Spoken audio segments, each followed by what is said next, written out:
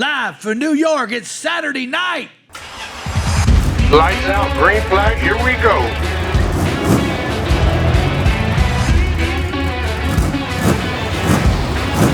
You pay for the whole seat, but you're only gonna need the edge.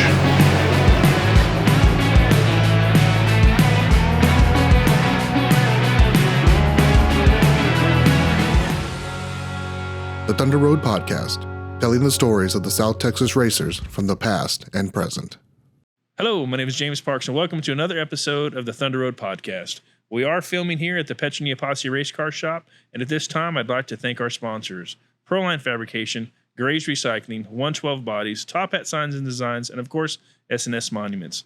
Take a moment and listen to our candid interview with John Witzsche, also known as the Steel Driving Man.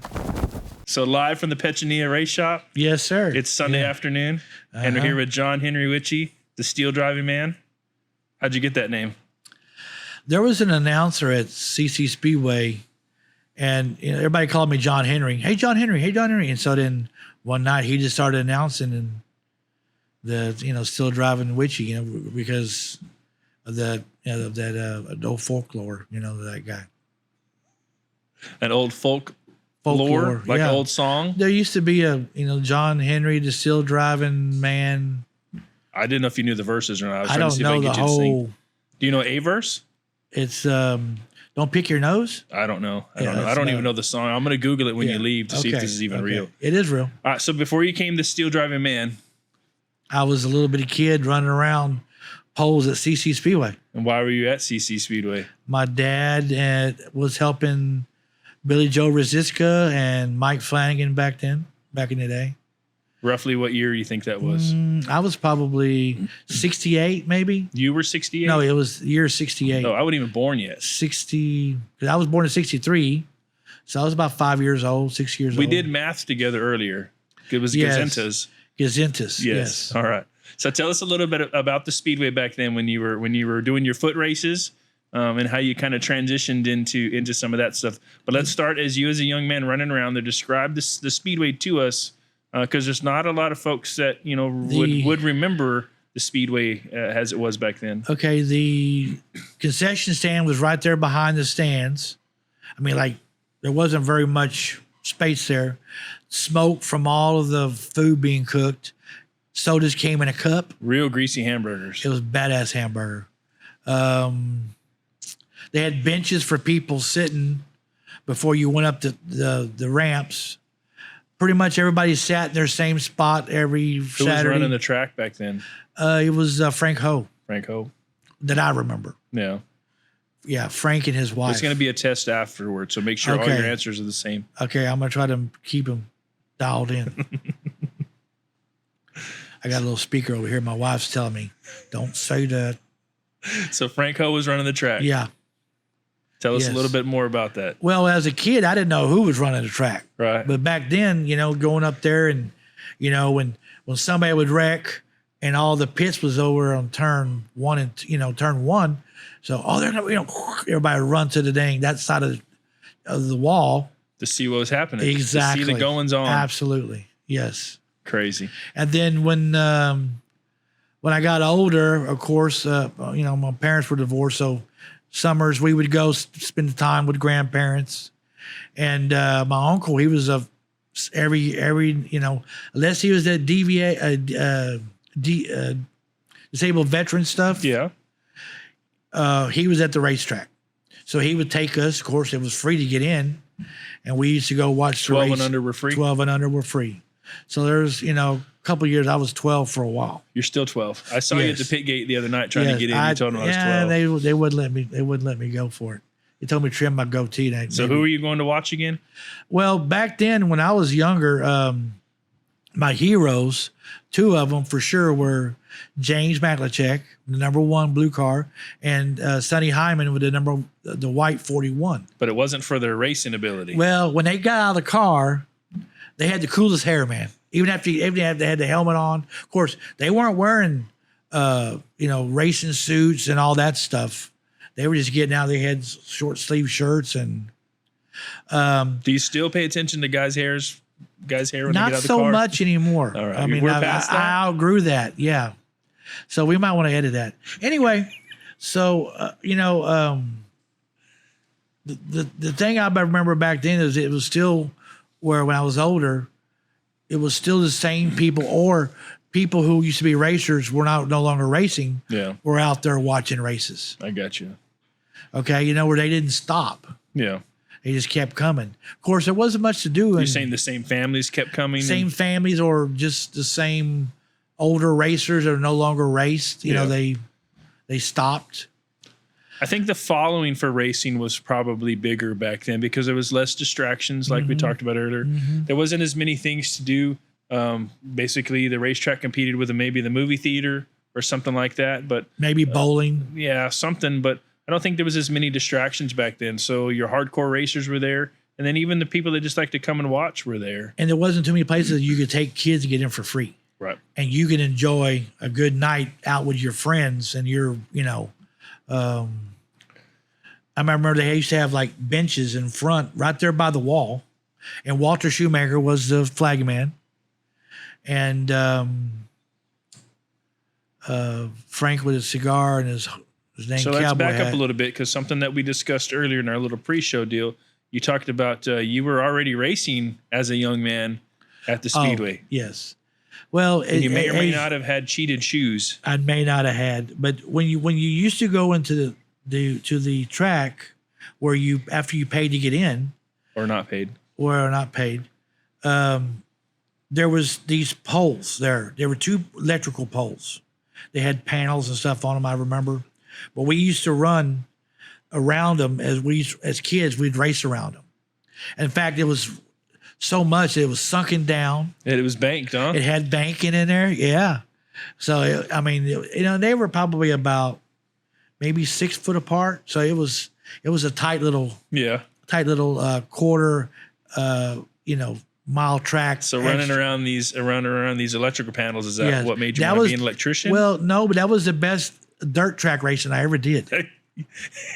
You were on point, huh? Yes. I was pretty thin. Had Did you long get lapped? legs. Never got lapped. Yeah, awesome. The only time I ever got lapped was probably at sport mods. A lot of times I'd probably get lapped by, dozens of people. It happens. Yeah. All right, so let's go back to the Speedway. Mm-hmm. You described as how you remembered it. Yes. But you grew up there as a young man. Your family obviously was involved.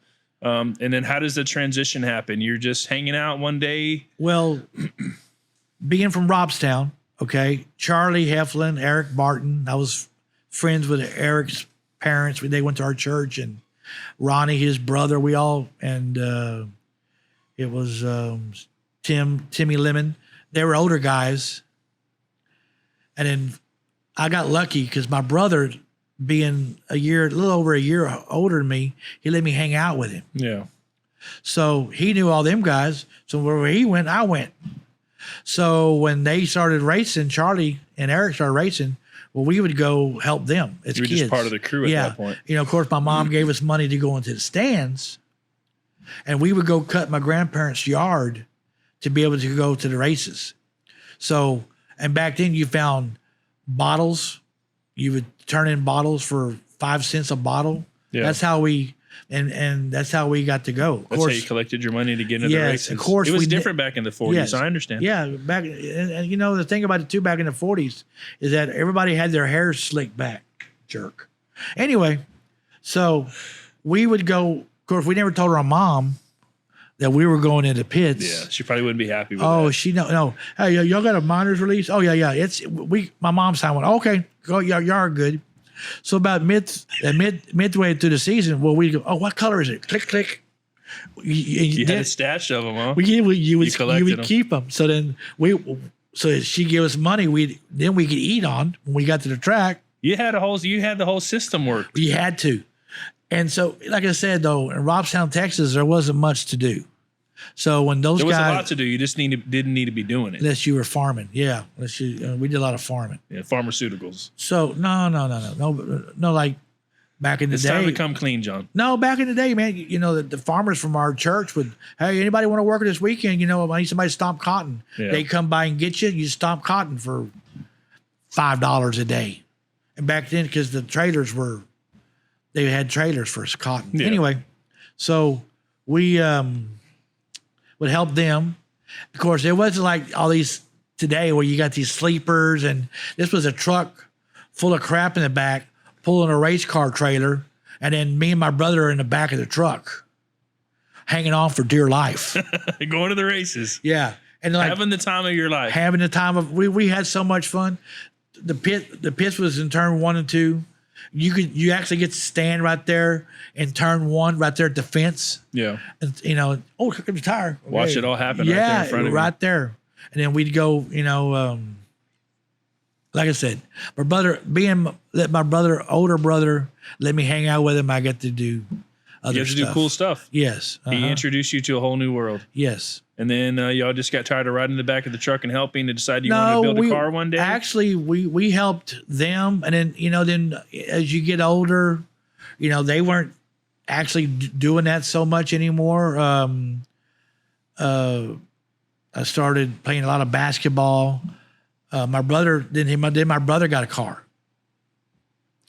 And so I'm younger. My brother has a car. He brings it home. My mom wasn't too impressed. So we take it to Jeff Markert's dad's house. Yeah. We get it going. And so back then, those cars ran, like Joey Hyman was there and I'll think of some other names. But had to make sure you mention Joey Hyman. So it's 10 cents every time you do that. So how many times have you been electrocuted? Couple, 2 or 3. Not on my own doing. I mean, I'm just verifying.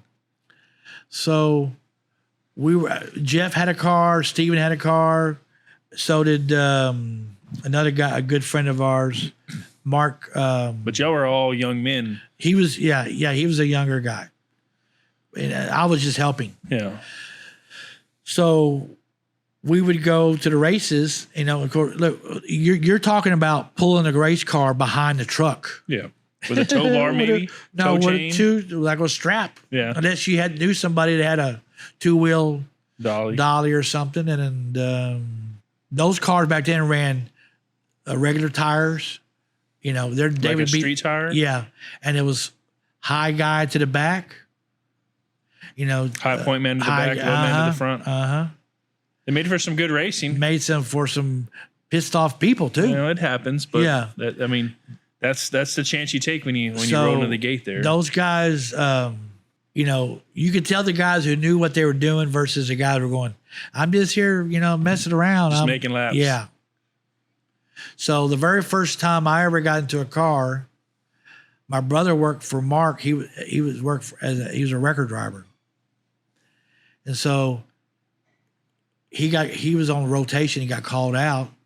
He had to take the call. So I go, man, we're about to race. So I got in the car. And then of course my brother goes, who in the hell's in my car? And the guy helping us, John, he's just getting our pit pass money back. Because look, pit passes back then were like $11. You started a race for $40. Yeah. Okay. So did you started to park it? I started it, and then my brother goes, what the hell is he doing? So back then, though, you go off you pull over, they let you go onto the track. What are you doing? Well, I don't know. He goes, well, the car sounds funny. I go in the turn, I hit the clutch and the brake. You ain't supposed to hit the damn clutch.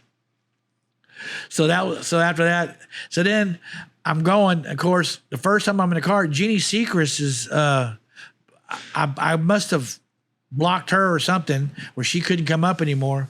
And she gave me an earful. Oh. And all I was trying to do was make pit pass money.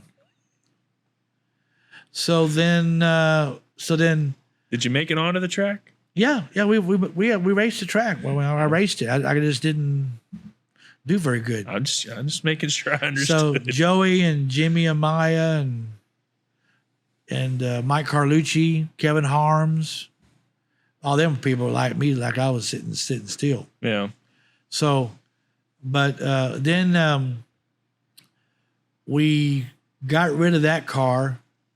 And then we had our uncle, which he wasn't our uncle at the time, but he worked for Flanagan's. We had a shop at Flanagan's Muffin Shop. And because my dad and Mike were good buddies. And so Smokey built It was Smokey. Smokey Jacoby. He was one of the guys that worked there, but he built a bunch of race cars At Flanagan's? at Flanagan's. Yes, so he built us a Cutlass, and so we got that Cutlass, and now Smokey's my uncle because he married my aunt. Yeah, so Small world. small world.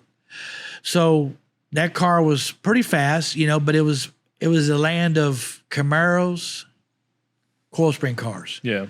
And of course the shocks, shocks were still kind of junky.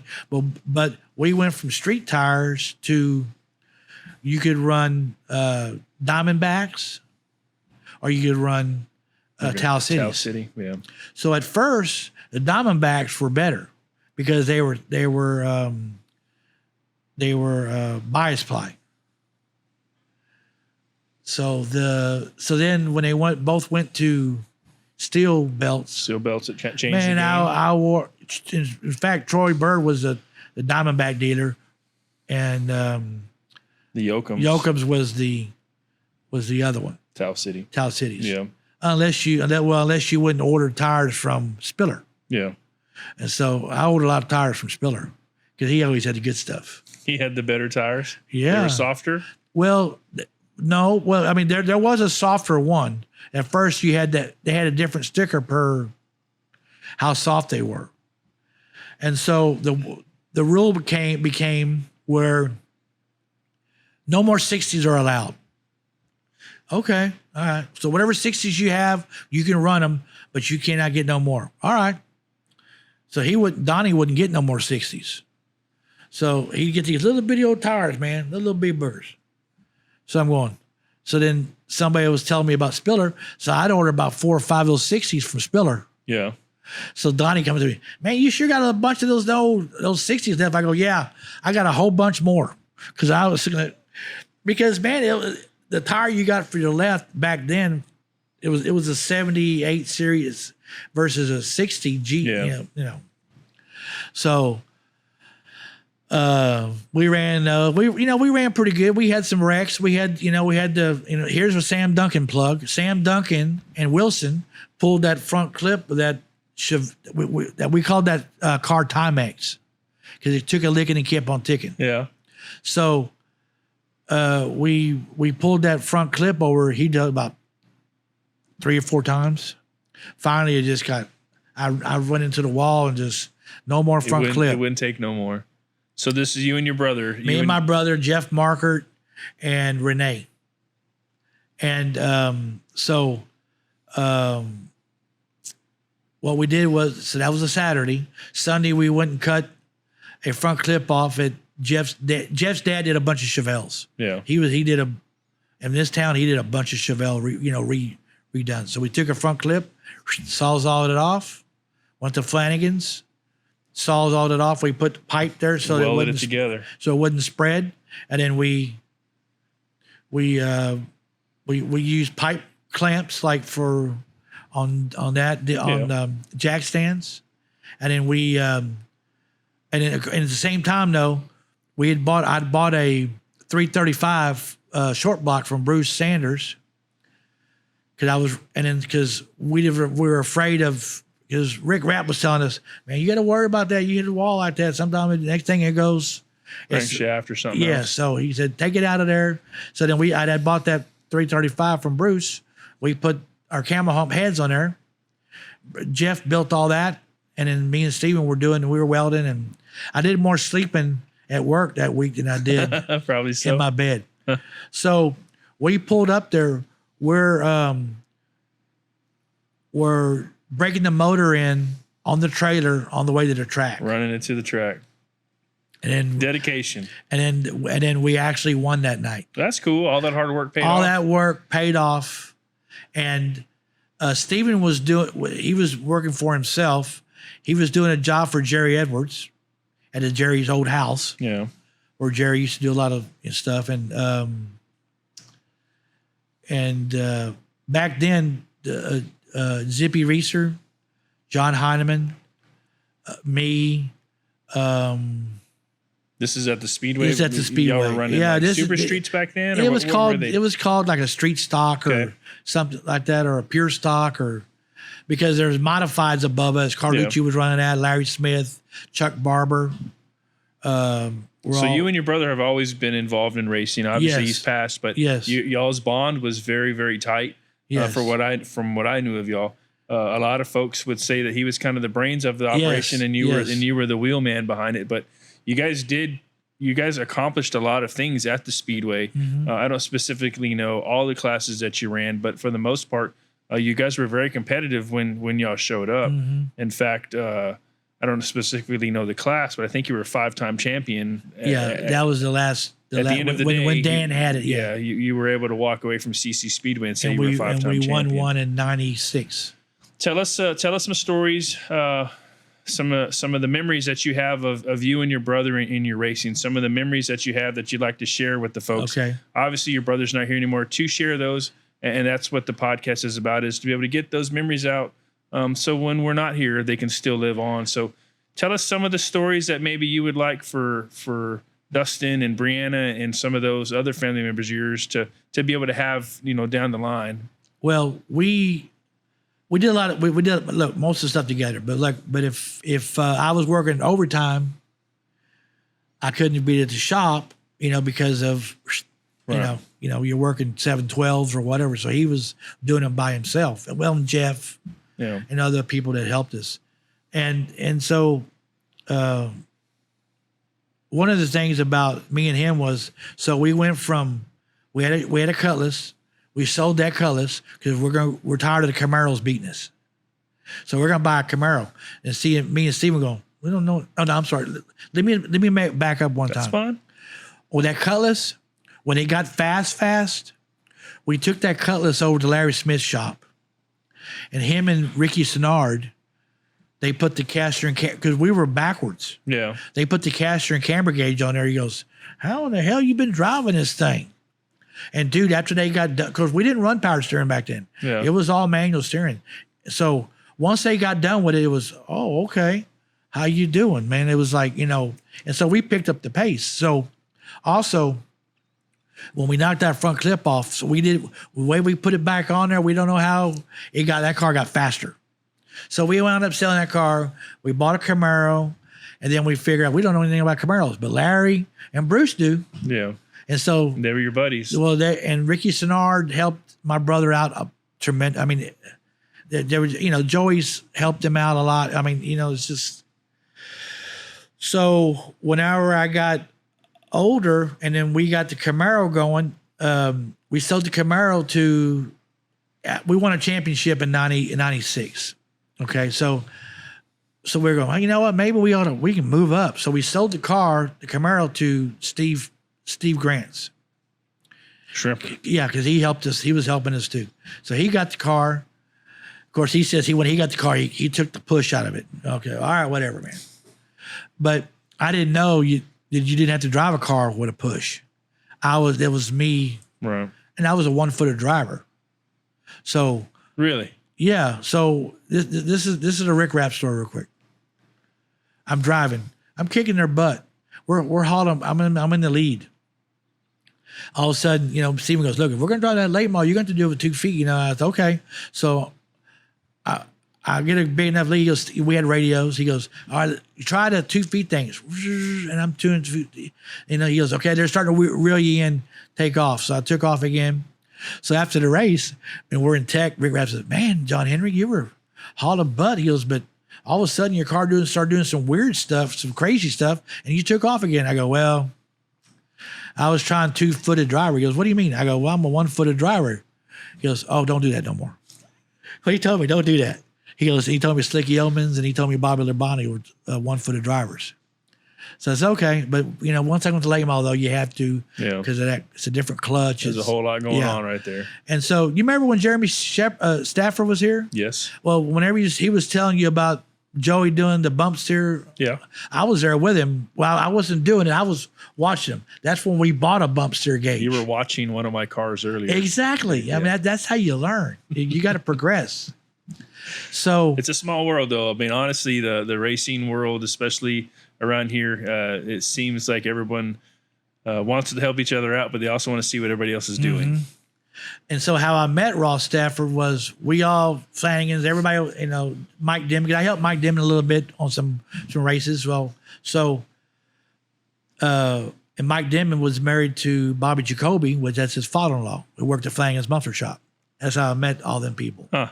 So we're all going to Phoenix to watch a race.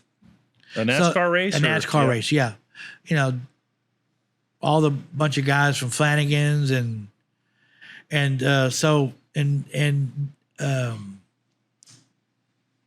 Ross and Jeremy were going too. Well, Mike Dimon all of a sudden couldn't go because of work, because what he did, he was an inspector. Yeah. So Uncle Smokey goes, hey, you want to go there? Yeah, or Bobby wanted to. You want to go to that race? Yeah. Okay, it's this much of money. So we flew there. And so my seat was right next door to Ross Stafford's. And to this day, Ross tells Bobby, I'm never going to forgive you for introducing me to this guy.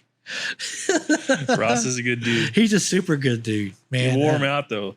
Well, I just, you know, because. You were just being you, right? Man, you're racing too? Oh, man, you know.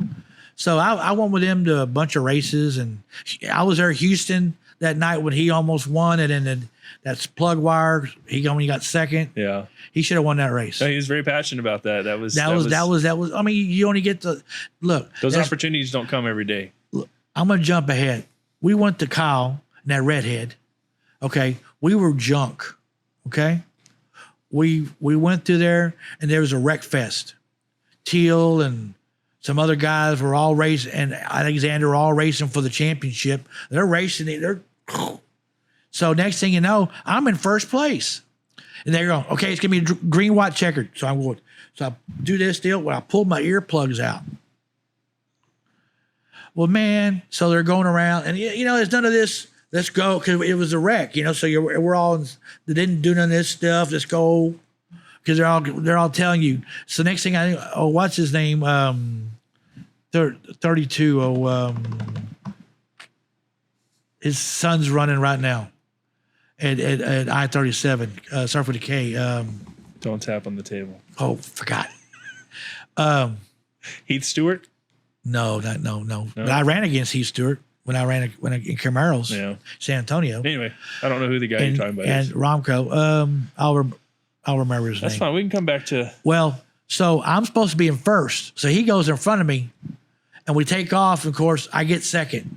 My brother was about to kill me. Why didn't you get up there? I go, well, I didn't know. He goes, well, they were telling you to get up there. I go, I pulled my dang doodads out. You know, this ain't NASCAR. Why couldn't they just tell me to get in the front? And so. I hate it when I pull my doodads out. Yeah, exactly. In front of everybody? Yeah. Shoot, man. You got to cover that up. So we went from a Camaro, and then I bought a late model from Ross Stafford. They used to be Beaver Stelz's late model. Okay. It was Oldsmobile. We ran one race, Romco. I blew the motor. We took that car. We took the car to Wayne Norrell's. He put a front clip, aftermarket front clip on. It was a stock front clip car. Yeah. And then we raced it Romco for maybe a season. And then I sold that car to a guy in Victoria. And then we bought a Dirt Works that used to be over there. That was at y'all's shop.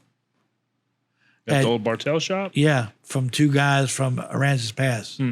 So, because I wanted to rent Tams. Oh, okay, yeah. Yeah, so because back then it was all dirt cars. Yes. You know, and then one day it changed. And well, all of a sudden, man, these asphalt cars are coming. You know, the first time I ever ran. You didn't have one of them hog chassis? No, I didn't. No, I didn't have no money for that. Only that hog had one first. But Wayne was building those cars, and Wayne was still running the series. And so when I first got in the series, so was Owen. Owen and Wayne were both running it together. Correct. So when I got there, like I say, it was a Dirt Works, and the first time out ever in that car, we got top 6. We qualified top 6. I remember it was a 14. You were hooked 14, at that point. 14, 13. Well, that class was just It was awesome. Yeah. And Serious Engine Rebuilders was building my motors back then. That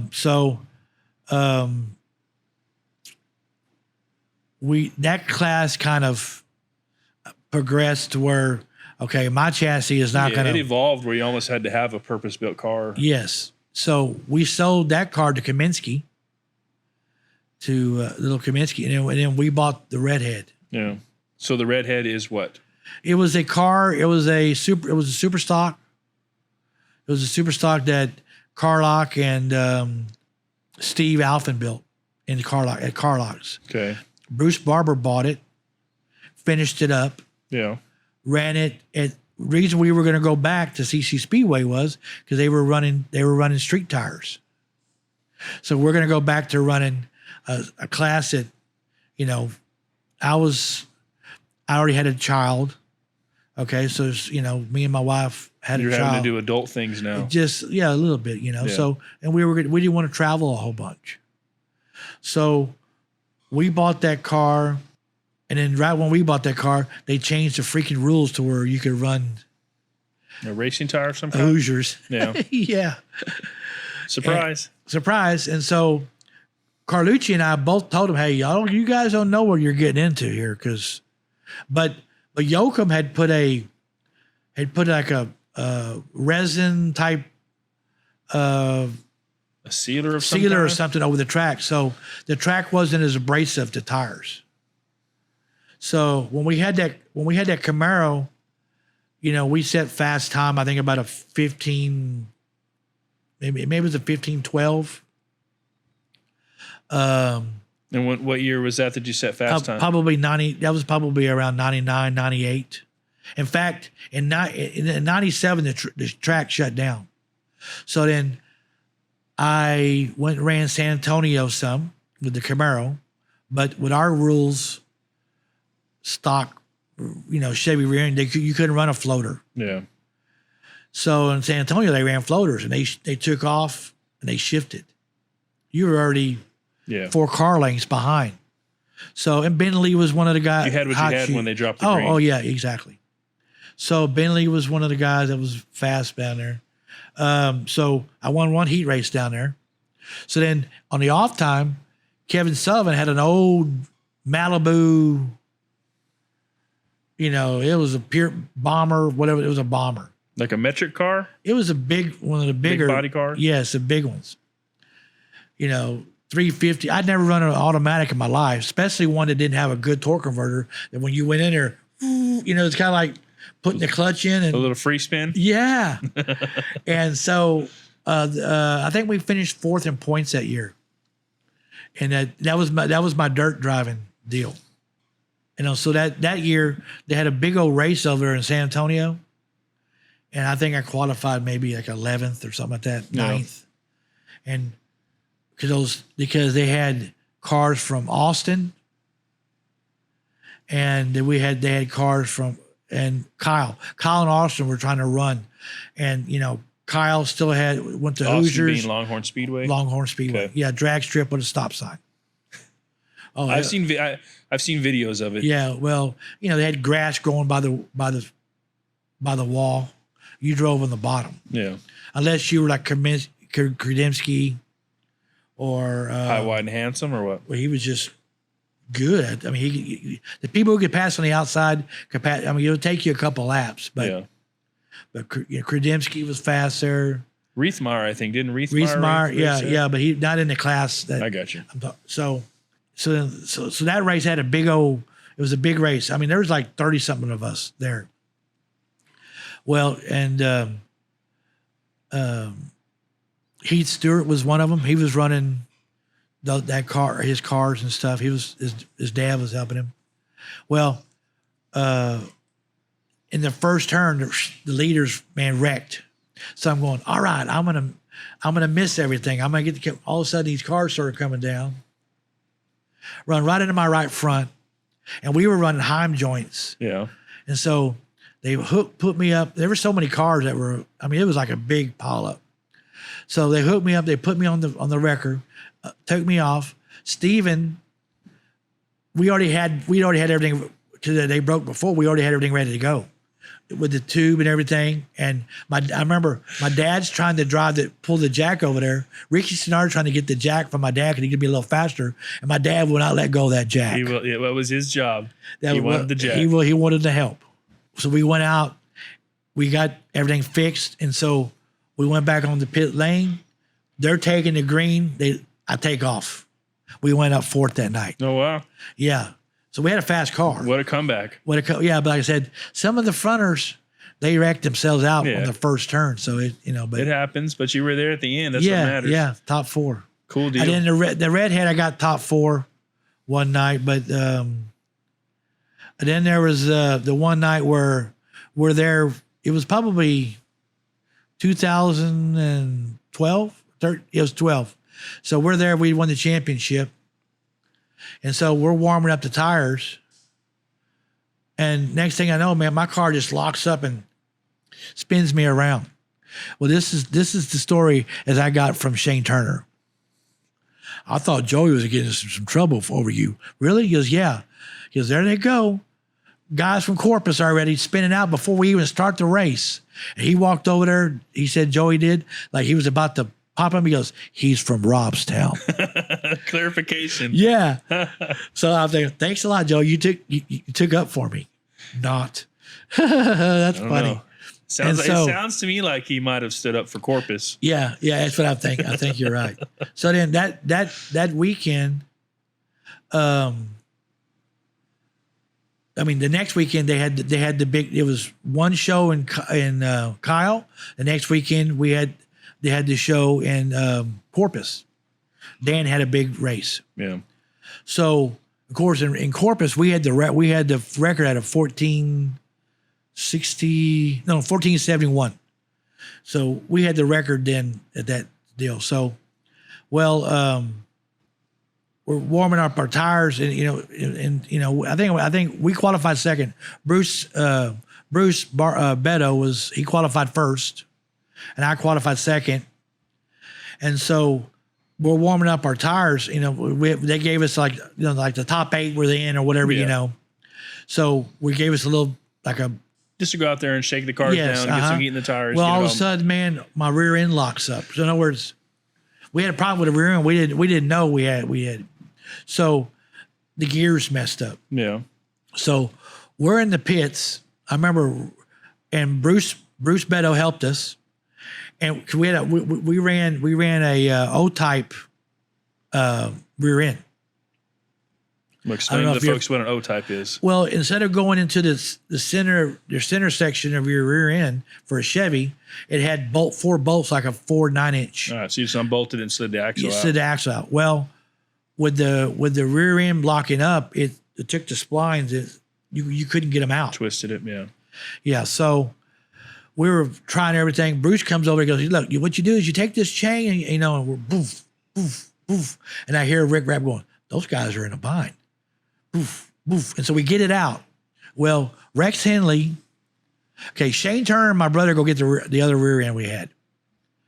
Rex Henley and at the track rebuilt the Chevy 411 gears for us. At the track. Put it all in there. So we changed. I had a 189 373s. So I had to take the 189 out. So me and Jimmy Castillo, we're taking the rear end, the transmission out. How many people are working on this car? Oh, my dude, there's so many people. Sometimes it was too many. You know what I mean? People were just all over that car. And we got it done. If we had to send somebody to go get gear oil, or we borrowed some from. Did you ever return it? I don't think so.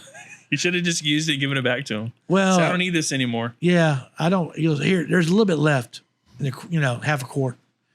It was, in fact, it was 66. I can't remember his name. God, dog it. Anyway, so we took off, and I got in front of Bruce. I'm going, all right, I got this race. Well, the car started getting tighter, because I was running more gear. Yeah. So it was helping the car turn. Changed the dynamics of it. Yes. And I went in there one time, he got underneath me, and away he went. I got second, but it could have been worse. We couldn't even got to start. No, it sounds like your crew and all your friends helped you get the car back Yes, they together, did. and you achieved the goal. You got back out there, Yes, and you had a Shane solid went finish. with my brother to get the deal. Jimmy helped me do the transmission. So let's talk about your brother a little bit. Obviously, he's Okay. passed on. Yes. Do you want to let us know how that happened or what took place there? What happened with him is that we were racing, and so this is going to be a little gross. But this was racing was y'all's passion. Racing Right, was y'all's right. life. You know, And racing was something that y'all did together constantly. forever. Right. I mean, I helped him when he drove. He helped me. And we were, you know, of course, we had our battles, our fights. Yeah, you know, you're brothers. That's gonna happen. Yeah, you know. So, And but they were both very passionate, so I could see. I let could me, see where let me you're tell you going. this right now: the stuff I would have done to my brother, if it had been anybody else, it'd have been on the floor. I'm talking about getting in his face or Yeah. pushing him or whatever. But we were racing. We had actually put a new body on the Redhead that year. I'm underneath there. I was doing something, and there was a fan on. It was already warm because we didn't start it. We started around April, late April, and so I go, Steven, I go, damn man, you need to buy some new shoes. He goes, that ain't nothing wrong with my shoes. What it was though, because he was diabetic, he had a foot that was starting to go south. Oh wow, he didn't know. He was self-medicating, you know, just doing it all himself. So I was working offshore, and I was in Goliad and working offshore. And when I come back, you know, I call him. He goes, I call him first before my wife even. Oh, you know man. what I mean? And you know, see how my dad's doing. See how because my dad never answered the phone either. He never answered the phone. You're really calling to see how the race car was coming. No, just both. You know, my dad was getting older, you know, and so then I call my wife. I go, you know, that's Steven, man. He never answers the phone, you know, blah, blah, blah. And so she starts crying, and she tells me that they had to amputate his leg because he had passed out at Subway Oh wow, because he had fever. He had it was all he became septic or something. Yes. Yeah. and it was just gangrene, you know, and he was getting it in his blood. Yeah. Well, and then so I went and saw him, and then he first thing he tells me, I'm sorry. I go, don't be telling me you're sorry for me. I mean, we're crying. You know, I'm going, I'm sorry that you felt like you couldn't. You know, I go, but so the next day, and then we're kind of got over it. You know, the next day or the day after that. In fact, I went and saw him on a Saturday. Monday, they called me. My sister did, said Steven passed. Oh man. And what happened was when they were taking him down to measure him for his prosthetic, I guess a blood clot went to his lung and they couldn't bring him back. Yeah. And that was all she wrote. Crazy. So he, like him and Rex built an awesome Camaro together. I mean, he was on the back of our Camaro. Of course, some of the stuff we saw from when you went to Austin, You paid attention. you paid attention. Them guys, I mean, I remember I went to Austin one year. I saw you paying attention earlier. Yes. And when we saw what they were doing, we changed our front Control arms? the front of the leaf springs Oh. where you had a weight jack in there and move them up and down. That's what they had in Austin. Yeah. Well, so John Witzsche rule in Corpus, you have to take all that out. You can't have that because it was making us fast. And then, so then we got told out, they ran in the back of us, somebody did. And then, so we went back with 2x2, or 2x3 Square tubing, rectangle tubing. but we made it at the right angle. And what Landrum said to have it at the right height, and but you still had to have stock stuff. So we just went beside there and You just adapted it. adapted it. You adapted Correct. it. You found the gray area And so the other gray area was just the shocks have to mount. We had to re-weld the stock shock perches back on there. yeah. Luckily, we didn't throw them away. And it says the shock must be a stock mounted shock. Sounds good. RCI back then had some stock mounted shocks that were but they were racing shocks. And you changed, like pros, you changed the little, The click style. well, it wasn't a click, but you changed it had like just a regular shaft. You could either put a round hole on top, the part where a Camaro or a Nova. Oh, you can interchange the ends. Uh-huh. I got you. The bottom was the same. I got you. So your brothers passed away. Yes. Did you continue racing after that? Yes. I ran Tams, Okay. Toms. Psalms, yeah. So, cause we sold that redhead to Sturts, and then for some reason they stopped that class. But on that class, we won 5 championships in a row. Okay. But the car was pretty freaking fast. I mean, it was just on a rail. Because we had learned from the Tams, the modified, how to use a Panhard bar. Well, you just learn. You learn from other racers. You learn from what you saw. Yes. You probably learn from getting beat sometimes, Yeah. and you just pick up on things, and then you just kind of adapted them over to what you guys were doing at current time. So, as you said, you raced at the Tom Series after Steven passed away, and then I guess you did a little bit of dirt racing after that. Yes, but before that, we bought Brianna a go-kart. Okay. So she was going. Did you know anything about go-karts? Oh, heck no. You know who helped me out a lot about go-karts? Who? Was John L. Sullivan. Really? A bunch. Okay. And Larry Smith. So we bought a go-kart, and I'm going, oh my God, you can spend a lot of money on go-karts. So the first one, we bought a little flat cart, and me and my brother built the EMT Roll cage for Brianna. Safety first. Yeah. You know, it was floating. You know, he goes, you gotta make it floating. I said, okay. So it's floating. And then we put this ugly old nose on there. Oh my God.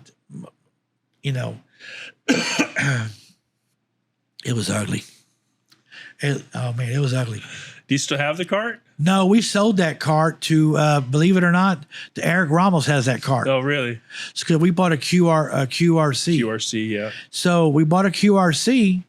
And of course, you know, when you're buying them, you know, back then I sold the cart pretty good. And all of a sudden the cart started going away kind of. Yeah. And then, so when I bought the cart, it was seller's market.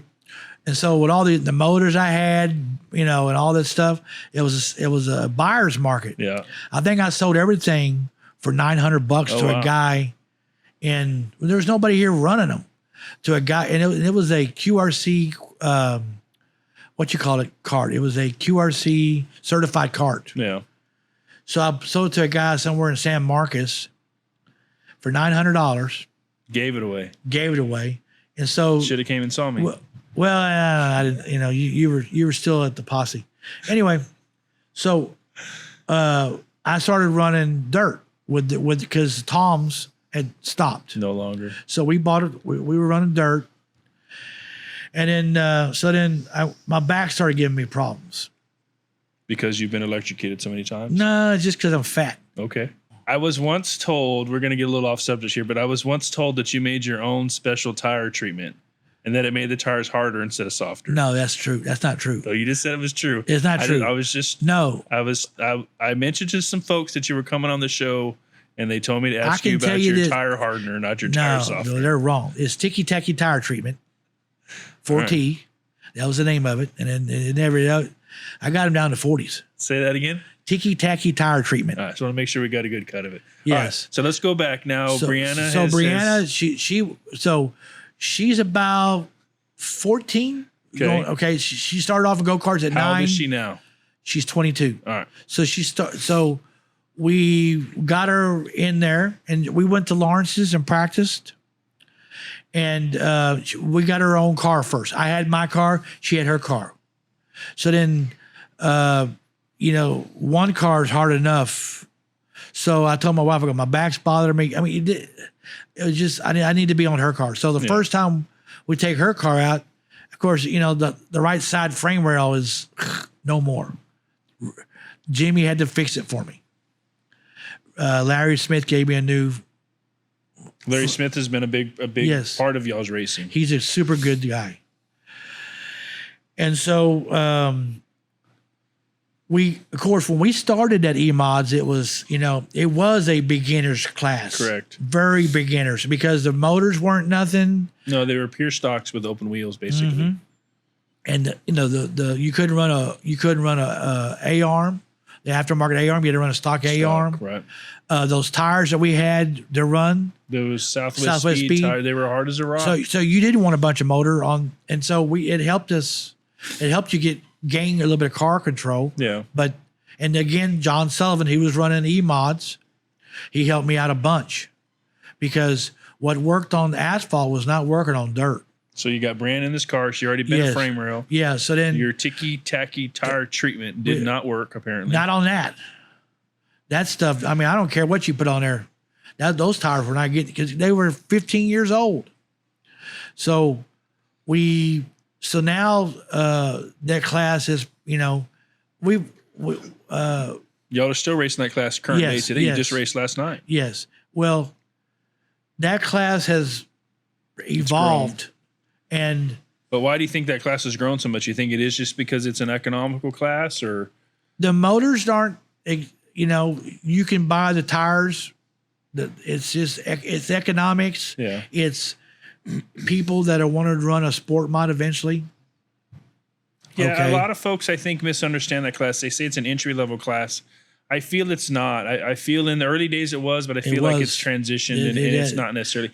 It might be an entry-level class into the full sport mod, but yes, as far as jumping out of a go-kart into that class, that's a big jump. it is now. Yeah. Correct. I agree with you 100%. Yeah. So unless you can go, Lawrence will help you out. I mean, because he helped her out a lot. Yeah. Lawrence does a lot for kids, especially with the go-karts. Correct. So does Owen does, with the go-karts. But back then there wasn't a whole, I started when I was in my 20s. You didn't have go-karts to go racing in. And so my dad used to kid me saying that your job don't pay too good, but your hobby doing electrical work pays pretty good. So my daughter, we got second last year. We got third, and we got second the year before. So we're right there, but and that's just a luck thing. Of course, look, there's some fast cars in our class. Yeah. But y'all are no slouches No, either. I know that, but I'm saying that's what I'm getting at. Brandon sometimes will go, Dad, there's a lot of fast cars in our class. I go, you're one of them. Yeah. No, sometimes we need sometimes we need that reassuring, or sometimes we just need that wake up call. Like, hey, we can either step up our game, or those folks are trying to step up their game to catch us. Look at Eddie Ross's daughter has a bunch of bad luck. She went to Edna. Yeah, she's won her first feature. Exactly. Was it last weekend? So you never know when it's gonna. When Brianna won that $1,000 deal for of course 6 had problems, but that's all part of it. Yeah. You know what I mean? No, every time we crest the hill, it's that's what it is. You can win or you can lose. So I mean, how does that bond between you and Brianna be at the racetrack? Y'all get along, or y'all? Can I tell you the first story Go ahead. about when she won her first race? Go ahead. Okay, we're there, and I think Jeff's there helping me. Jeff Marker, I've known Jeff since I was a teenager. We're there, okay, and so I go, sweetie, I looked in the heat race like you were like you're pushing. It's no, like you're turning the wheel. You're not doing it right. And she goes, it's pushing, Dad. I go, no, it looks like I go, Dad, it's pushing. She goes, she does the F-bomb. She was adamant. Yeah. I said, okay, all right. I'll loosen this car up. I'll fix you. Yeah. No, I'll if you want to lose, it's going to be loose. Okay. And she goes out there and she wins. So that was when I didn't tell her what I thought the car was doing. Yeah. If she asks me now, I give my opinion. Because now she knows, I mean, that right there was when she, but she won the first race telling me, it's freaking, pushing, Dad, so, and my wife still tells me that, well, she had to tell you the first time. I'm like, okay, dear. Now, Brianna, she's going to college now, so she doesn't get to come help me as much as she used to. And she moved out. Now she's on her own. So me and my wife and the dog, we, work on the car, but she comes over and helps. But you still enjoy it. Yeah. That's the thing. If I didn't enjoy it, I wouldn't do Yeah. it no more. How many more years you think you and Brianna got racing together? It's going to be up. That's going to be up to her, I think. This car is a 2009 Empire that Yeah. we're racing. So some of the newer cars are a little bit lighter than what we, like the one that I think the Nathan's running the Empire. His is a little bit newer Yeah. and it's a little bit lighter, but that Empire's hauling butt still. Yeah. No, they're good cars. So it's safe. It's a safe car.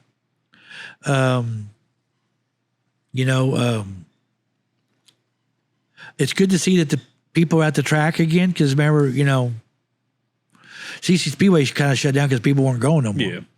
No, hopefully we're on the upside of this. We can get people back to the track, get more cars out there. The downfall right now is I think the economy is a little rough. It's an election year. Yeah, so maybe once we get past that, things will change. But now we can just hope for the best. I-37 wants to run E-mods. that's what I've been hearing.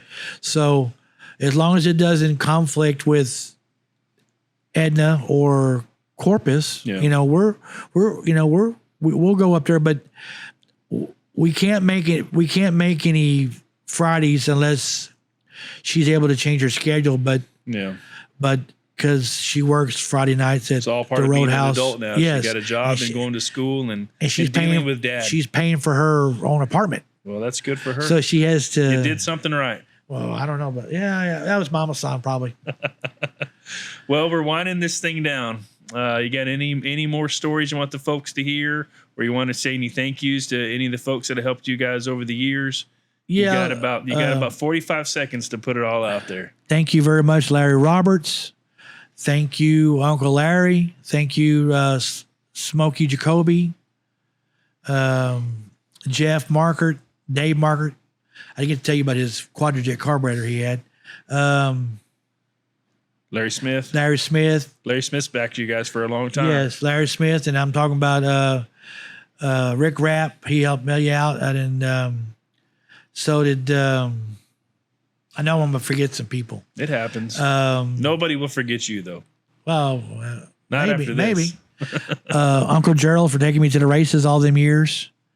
Of course, I forgot. Kevin Harms, Dwayne Witzsche, they raced before I did, and Dwayne was pretty good on dirt. Who else? Ricky Sinnard, Ross Stafford. You got it all wrapped up there. I'm gonna guess you've probably been electrocuted about 400 times, but Well, man, when you've been racing as much as I have, I think I said elected and not electrocuted. But yeah, I have been elected. I was elected officer over there at our union. But can I tell you how I turned it from 9 to 97? Go ahead. I was 9 at first, so if my brother wanted to run the car, he could because he was 94. Okay. So in 96, 97.5 came to us and wanted to sponsor us, but we had to change our number to 97.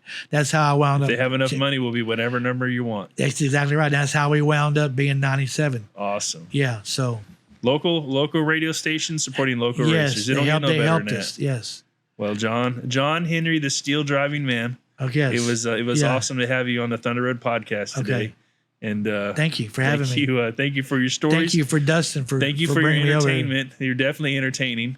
You knocked the mic over in the test run, but you did not manage to knock it over during the interview.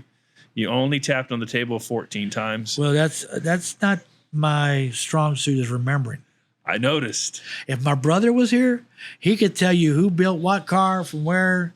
Steven used to call him the I might have had elephants. better luck today herding cats than trying to You keep might you in have. line. Yeah, you might have. Yeah.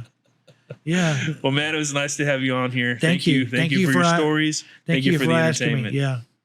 Thank you. Appreciate you guys. And then, are we off? As a checkered flag flies on this episode of the Thunder Road podcast, I would like to thank John Witzsche for taking his time to come on the show. I would also like to thank our sponsors, because without them, none of this would be possible.